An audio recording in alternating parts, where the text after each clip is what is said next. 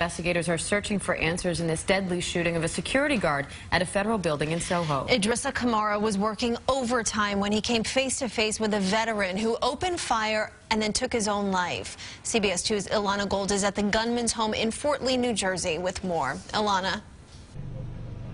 Andrea, the FBI is now getting involved in this case, and agents want to know why this gunman opened fire. So this morning they were here at his home. They spent hours searching inside and looking for clues.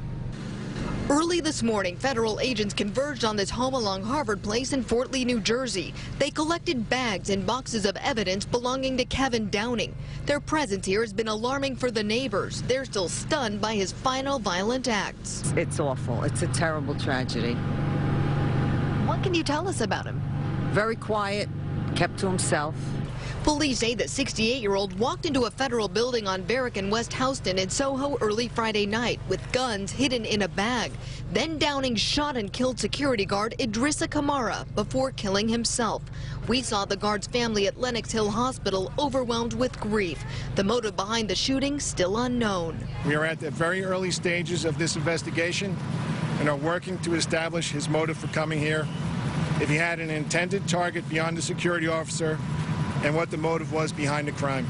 Detectives say Kevin Downing, a former economist, was fired from the Federal Bureau of Labor Statistics several years ago. The BLS has an office on the 8th floor of the building he opened fire in. CBS 2 has learned troubling facts about this veteran that authorities have confirmed. Lawsuits and other documents show he thought he was fired for retaliation because he blew the whistle on alleged corruption and public waste. People who live nearby describe him as a polite realtor who lived alone. He ever expressed concerns about anything or having problems? Never, really, honestly. Real estate listings show Downing bought the home in 1987 and has put it on the market several times over the years, a home that's now the focus of a federal investigation.